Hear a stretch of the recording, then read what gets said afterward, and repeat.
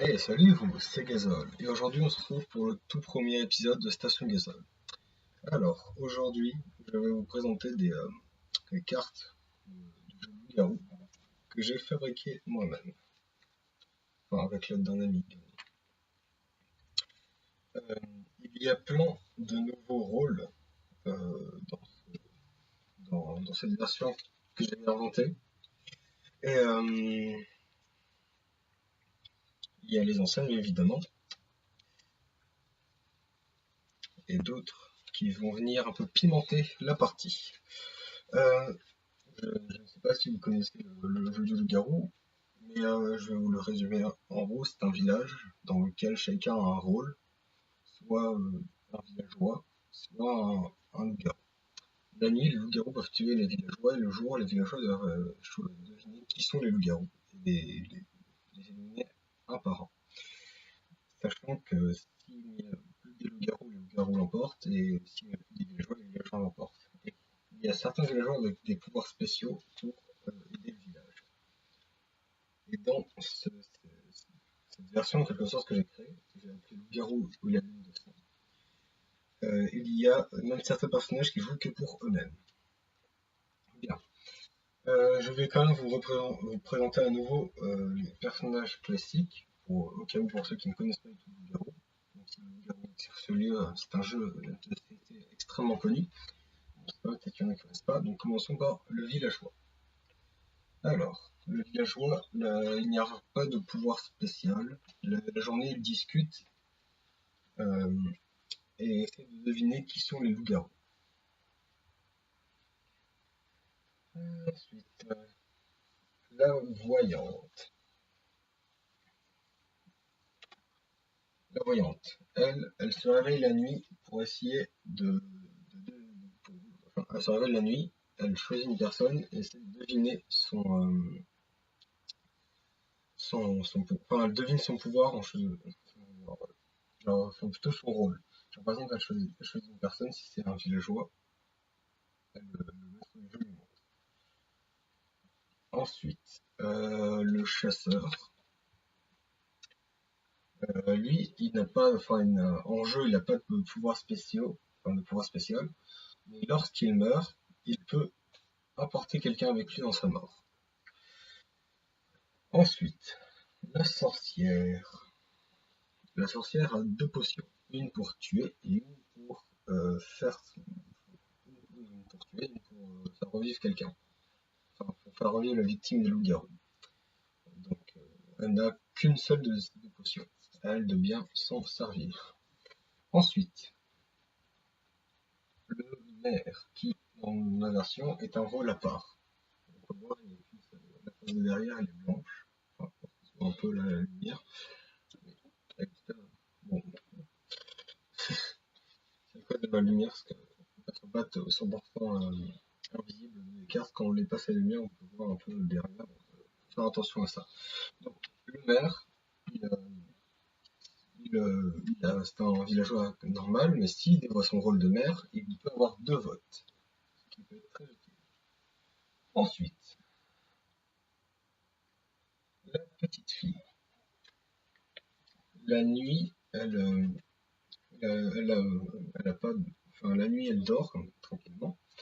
Et venue autour des loups-garous, elle peut les observer discrètement pour essayer de repérer qui ils sont. Mais attention, il ne faut pas qu'elle se fasse repérer.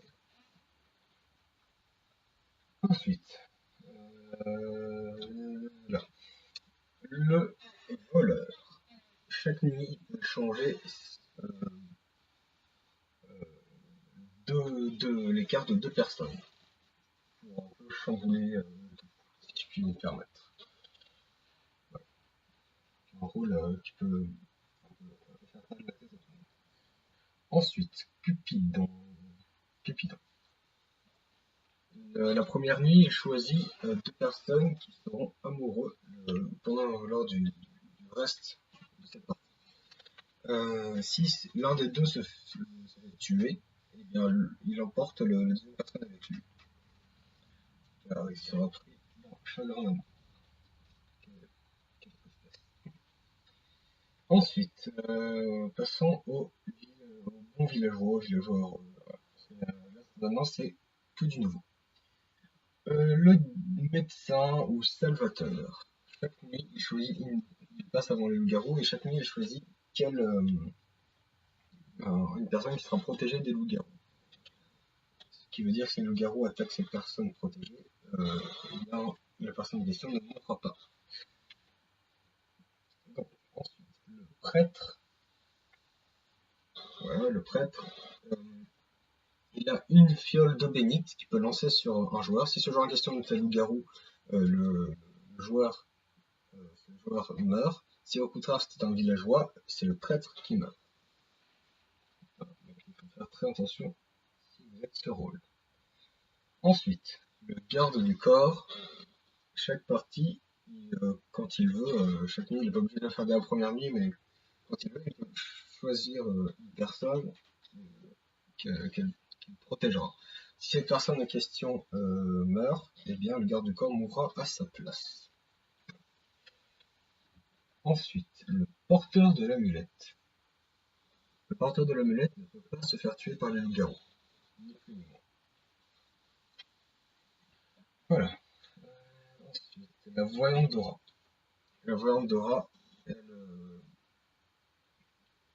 en fait, contrairement à la voyante classique, elle ne va pas juste voir directement le rôle de la personne choisie, elle va plutôt savoir si son aura est bonne ou mauvaise.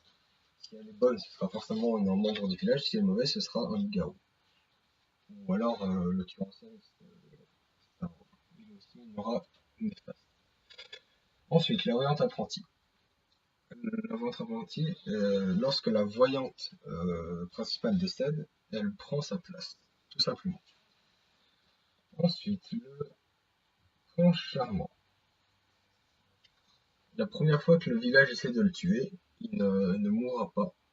Son rôle sera dévoilé. Ensuite, passons aux villageois en colère. Le savant-fou. Il a le même système que le chasseur, c'est-à-dire que son pouvoir ne fait effet que lorsqu'il meurt, et son pouvoir à lui est qu'il lâche une toxine qui fait que les deux personnes à sa droite, enfin les joueurs à sa droite et à sa gauche décèdent. Ensuite, le lépreux. Lorsque les loups-garous l'attaquent, enfin le tuent, eh bien les loups-garous ne pourront pas attaquer la nuit d'après. La mamie grincheuse. Chaque nuit, elle choisit qui ne votera pas la prochaine journée. Voilà. Ensuite, l'alcoolique. L'alcoolique n'a pas le droit de parler de toute la partie. L'idiot du village. Alors, l'idiot du village, si on le se fait éliminer par le vote du village, il ne mourra pas, mais perdra son droit de vote. Et enfin, le tireur. Le tireur, il a 2 balles, donc il peut tuer 2 personnes la nuit. Sauf que, étant donné que les bruits sont bruyants, les bruits des coups de feu sont bruyants, d'après la première balle, son rôle sera dévoilé. Passons maintenant à l'équipe des loups-garous. Alors, commençons par le loup-garou classique. Le loup-garou classique, il se réveille chaque nuit pour éliminer un des membres du village, tout simplement. Dès qu'il en a tué, les loups-garous ont gagné. Ensuite, le loup solitaire. Voilà.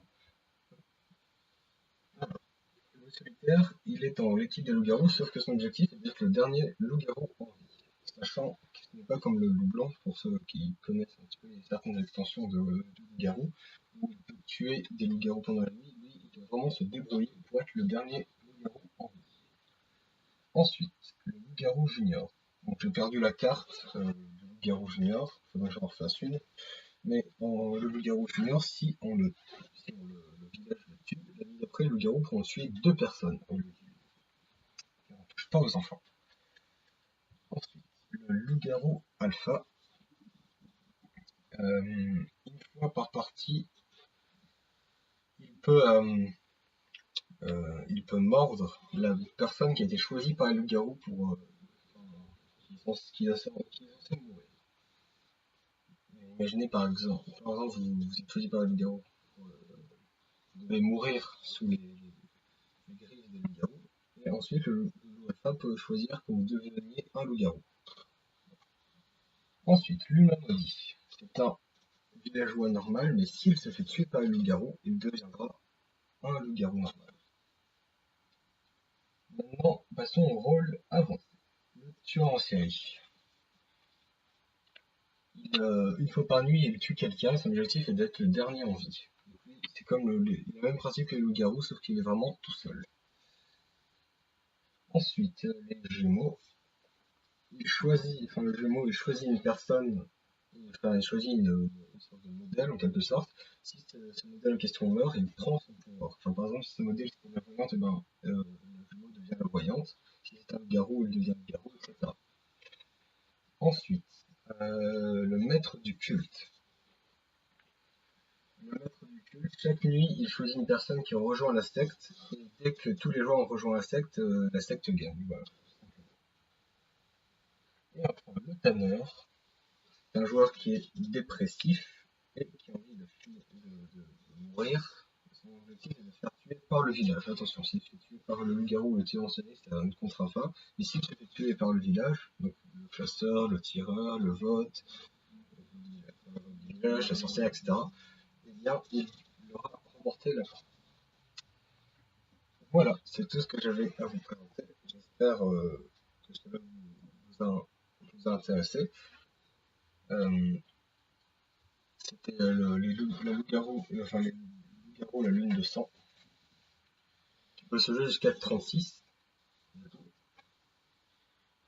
Et j'espère que vous aimerez, que cela vous a donné envie d'en faire une partie, pourquoi pas.